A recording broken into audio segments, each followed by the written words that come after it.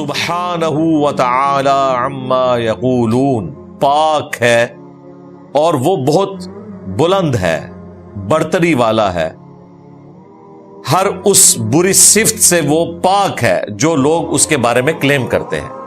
علواً کبیرا، بہت بلندی والا، بڑی برتری والا۔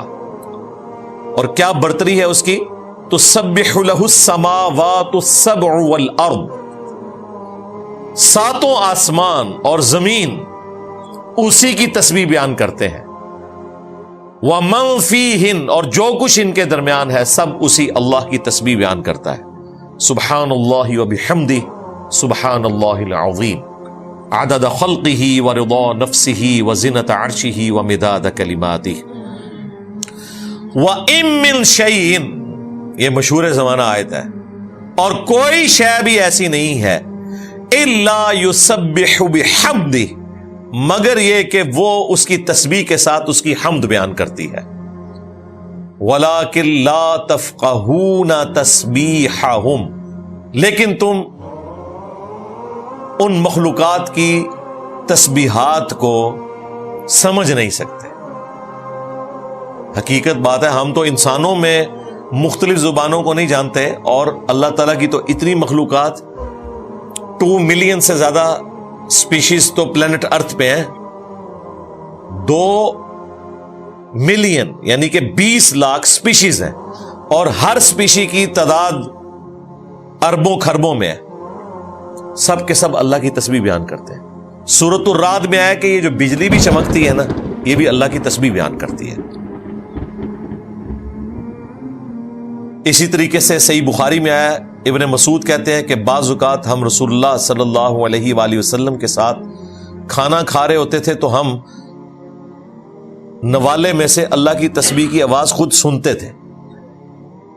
وہ پیغمبر کی موجودگی کی وجہ سے اللہ تعالیٰ صحابہ کرام کو ایسا ایکسپیرینس کرواتا تھا تاکہ ان کا ایمان اعلیٰ درجے کا ہو، کیونکہ انہوں نے پھر اس لیگیسی کو آگے چلانا ہوتا تھا۔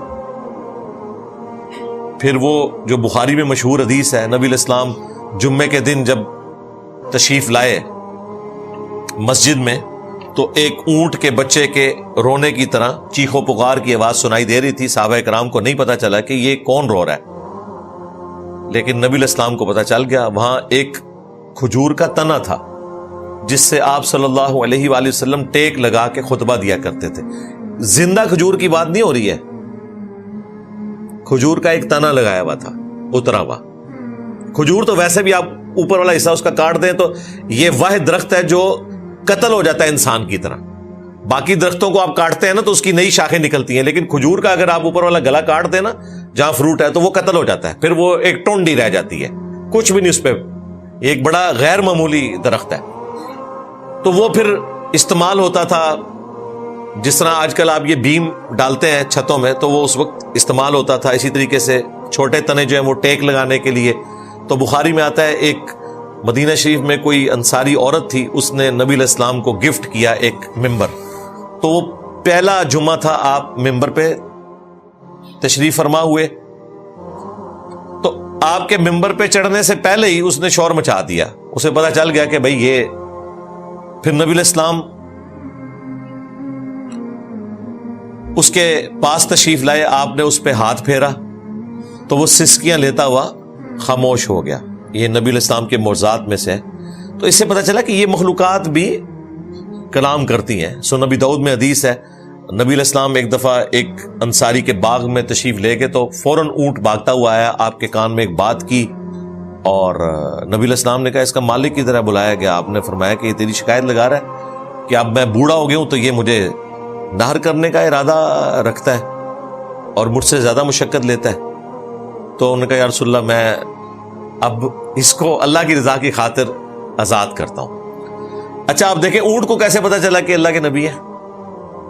سوچنے کی بات ہے۔ تو یہ یاد رکھیے گا، سرکش جنوں اور انسانوں کے سوا دنیا کی، کائنات کی ہر مخلوق پیغمبر کو پہچانتی ہے۔ یہ اللہ نے غیر معمولی چیز رکھی ہوئی ہے۔ پتھروں کو، درختوں کو، پہاڑوں کو، دریاؤں کو یہ بتانے کی ضرورت نہیں ہے کہ یہ پیغمبر آ رہا ہے۔ ان کے ساتھ اللہ تعالیٰ کا ایک ایسا پروٹوکول اٹیچ ہے کہ انہیں یہ پتا چل جاتا ہے کہ یہ عام انسان نہیں ہے۔ اور اسی وجہ سے صحیح مسلم میں آتا ہے نبی علیہ السلام نے حجۃ الوداع کے موقع پر 63 اونٹ خود نہر کیے. 100 اونٹ یمن سے حضرت علی لے کے آئے تھے, 63 آپ نے کیے, 37 حضرت علی نے کیے. اور احادیث میں ملتا ہے کہ نبی علیہ السلام کو کسی اونٹ کو نہر کرنے کے لیے کوئی پروٹوکول دینے کی ضرورت نہیں پڑی ہے, کیونکہ جانوروں کو پتا ہے ہم اللہ کے لیے قربان ہو رہے ہیں اور یہ اللہ کے پیغمبر کر رہے ہیں. وہ ان کے سامنے سر تسلیم خم کر دیتے تھے. اس قسم کے کئی واقعات ہیں. تو یہ تمام چیزیں اس بات پر گواہ ہے کہ یہ اللہ تعالیٰ کی مخلوقات ہیں, اپنی اپنی زبان میں اللہ کا ذکر کرتی ہیں. ہر پرند چرند اللہ تعالیٰ کو اپنی بولی میں یاد کرتا ہے. جب بجلی کڑکنا یہ بھی اللہ کی تسبیح ہے تو باقی چیزیں آپ چھوڑ دیں. تو اللہ تعالیٰ ہمارا ہے کہ کائنات میں کوئی چیز ایسی نہیں ہے کہ جو اس کی تسبیح اس کے حمد کے ساتھ نہ کرتی ہو. دیکھیں یہ ہمیشہ یہی ذکر آیا, تسبیح حمد, تسبیح حمد, تسبیح حمد, اور یہی نبی علیہ السلام نے ہمیں سکھایا. سبحان اللہ و بحمدہ, سبحان اللہ تسبیح اور اس کی حمد و بحمدہ. صحیح بخاری میں حدیث ہے, بلکہ بخاری کی یہ آخری حدیث ہے کہ 2 کلمات زبان پر بہت ہلکے ہیں لیکن میزان عمل پر بہت بھاری ہیں. سبحان اللہ و بحمدہ, سبحان اللہ العظیم. پھر بخاری میں یہ بھی آیا کہ اگر اس سے کوئی بہتر تسبیح ہوتی تو اللہ تعالیٰ فرشتوں کو سکھاتا. فرشتوں کی بھی تسبیح یہی ہے, سبحان اللہ و بحمدہ, سبحان اللہ العظیم. اور دوسری فارم میں بھی آئی ہے, سبحان اللہ, الحمدللہ, لا الہ الا اللہ, اللہ اکبر. تسبیحات فاطمہ بھی ہیں. تو یہ کلمات اللہ تعالیٰ کو بہت زیادہ پسند ہیں. انہ کان حلیما غفورا, بے شک وہ حلم والا ہے, بخشنے والا ہے. حلم اس کا ایسا ہے کہ شرک ہوتا ہوا دیکھ رہا ہے, برداشت کر رہا ہے, ایک ہی دفعہ پکڑے گا. اور بخشنے والا بھی ہے, اگر کوئی توبہ کر لے تو بخش دے گا, اور ایسا بخشے گا کہ سورۃ الفرقان میں آیا شرک سے بھی اگر کوئی شخص توبہ کر لے دنیا کی زندگی میں, ہم اس کے گناہوں کو بھی نیکیوں سے بدل دیں گے.